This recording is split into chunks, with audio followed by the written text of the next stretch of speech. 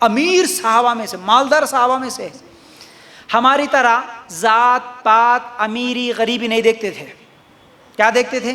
عبد الرحمن بن عوف رضی اللہ تعالیٰ عنہ مدینہ میں ایک مالدار صحابی، ان کی بہن کو بلال رضی اللہ عنہ کو دیے. کون بلال؟ جو کہ غریب غلام تھے، کالے تھے، گڈے تھے، چھوٹا خط تھا، موٹے موٹے ہونٹ تھے، لیکن اپنی بہن کو ان کے نکاح میں دیے. کیوں؟ دینداری اور تقوی کو دیکھ کے دیے.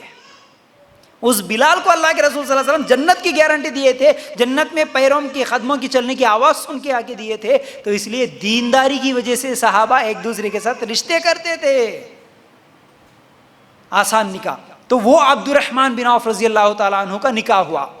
ایک دن فجر میں نماز کو آئے تو کپڑوں میں ایک نشان دیکھے. اس زمانے میں جو دولہا ہوتا تھا، خوشبو جو لگاتا تھا وہ صرف شادی کے وقت یا خوشی کے موقع پر لگاتا تھا. وہ ایک نشان دیکھے. اللہ کے رسول صلی اللہ علیہ وسلم دیکھ کے پوچھے، اے عبد الرحمن کیا ہے یہ کپڑوں پہ نشان دکھ رہا؟ شادی کر لی ہے کیا؟ عبد الرحمن بن عوف رضی اللہ تعالیٰ عنہ کیا بولے؟ ہاں اللہ کے رسول صلی اللہ علیہ وسلم میں نے شادی کر لی ہے. اب یہاں سے کیا بات معلوم ہوئی؟ عبد الرحمن، اچھا صحابہ کے نزدیک سب سے زیادہ صحابہ کسی سے محبت کرتے تھے، وہ کس سے محبت کرتے تھے؟ نبی سے. ماں سے، باپ سے، بھائی بیوی، سب سے بڑھ کر محبت اللہ کے رسول صلی اللہ علیہ وسلم سے صحابہ کو محبت تھی. لیکن یہاں پر عبد الرحمن بن عوف رضی اللہ تعالیٰ عنہ کی شادی ہو گئی، لیکن نبی کو بھی نہیں معلوم ہوا. مطلب کیا ہوا؟ شادی کی دعوت، شادی میں بلانا کوئی ضروری ہی نہیں. اگر بلانا ضروری ہوتا، شادی کی دعوت دینا ضروری ہوتا، سب سے پہلے اللہ کے رسول کو بلاتے تھے صحابی، لیکن نہیں بلائے. اچھا ٹھیک ہے، اللہ کے رسول صلی اللہ علیہ وسلم کیا بولے؟ ہاں شادی ہو گئی اللہ کے رسول صلی اللہ علیہ وسلم، نکاح کر لیا میں. اللہ کے رسول صلی اللہ علیہ وسلم کیا بولے معلوم ہے؟ ولیمہ کرے کیا؟ دیکھو خرچہ صرف ایک ہے، شادی کی دعوت نہیں پوچھے اللہ کے رسول. ولیمہ کرے کیا؟ بولے نہیں اللہ کے رسول نہیں کرا ابھی. تو جاؤ ولیمہ کرو.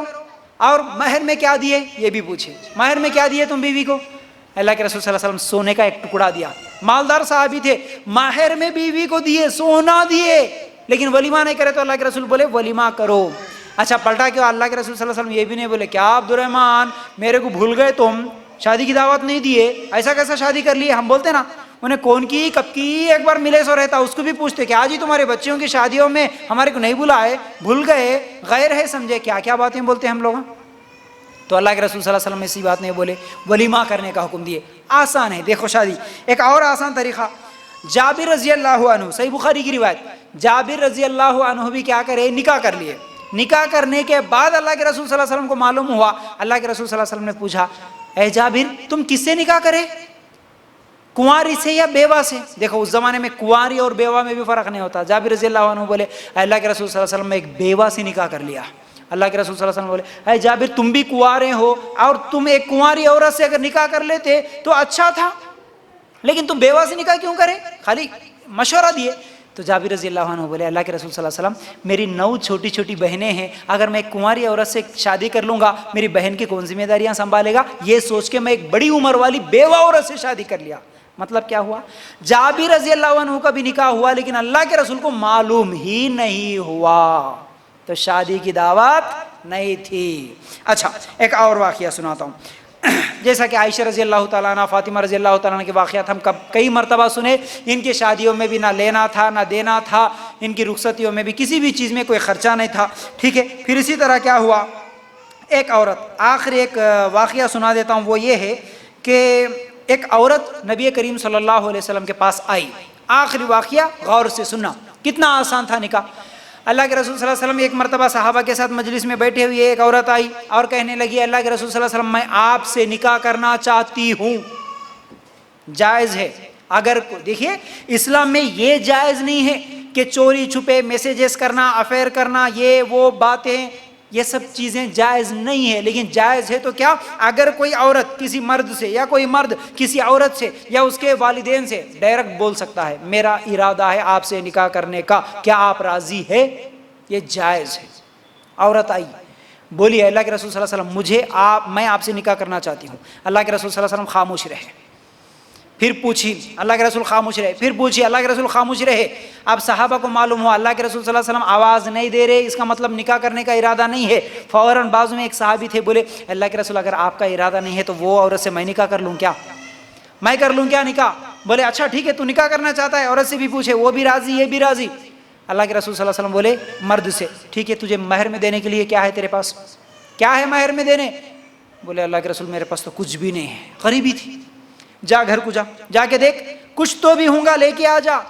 گھر کو گیا، دیکھ کے آیا، وہ آدمی بولا اللہ کے رسول کچھ بھی نہیں ہے دینے کے لیے۔ کیا لوہے کی انگوٹھی تو بھی ملتی ہوں گی، دیکھ کے آ جا۔ بولا اللہ کے رسول لوہے کی انگوٹھی بھی نہیں ہے میرے گھر میں، مہر میں بیوی کو دینے کے لیے، شادی کرنے کا ارادہ ہے، کیا ہے؟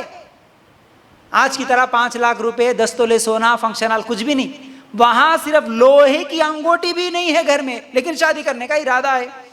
اللہ کے رسول صلی اللہ علیہ وسلم بولے اچھا ٹھیک ہے، مہر میں دینے کے لیے لوہے کی انگوٹھی بھی نہیں ملی، بتا تجھے قرآن کتنا یاد ہے، کون کون سی سورہ یاد ہے تجھے؟ بول ہاں اللہ کے رسول مجھے یہ پوری صورتیں یاد ہیں۔ عورت کو پوچھے تجھے قرآن کتنا یاد ہے؟ وہ عورت بھی بولی مجھے اتنی یاد ہے۔ اچھا تو عورت کو کچھ صورتیں کم یاد ہے، مرد کو کچھ صورتیں زیادہ یاد ہے۔ صحابی کو بولے دیکھ میں تیرا نکاح کر دوں گا، لیکن مہر یہ ہے کہ تجھے یہ جتنی صورتیں یاد ہے شادی کے بعد تیری بیوی کو یہ صورتیں سکھا دینا، یہی تیرا مہر ہے۔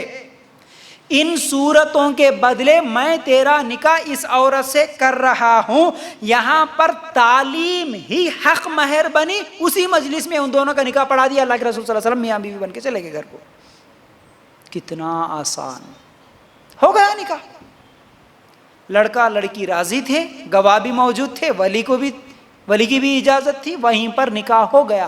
کوئی پیسہ نہیں، کوئی دعوت نہیں، صرف قرآن سکھانا، یہ تعلیم مہر بن گئی، نکاح ہو گیا۔ ہمارے صحابہ کا نکاح اتنا آسانی کے ساتھ ہوتا تھا۔ صحیح بخاری کی یہ روایت، اگر کاش آج بھی ہم لوگ ایسا نکاح کرتے، کتنے پیسے بچا سکتے، کتنے جانوں کو بچا سکتے، کتنے لوگوں کو نہیں یعنی ایک اچھی زندگیاں دے سکتے ہیں۔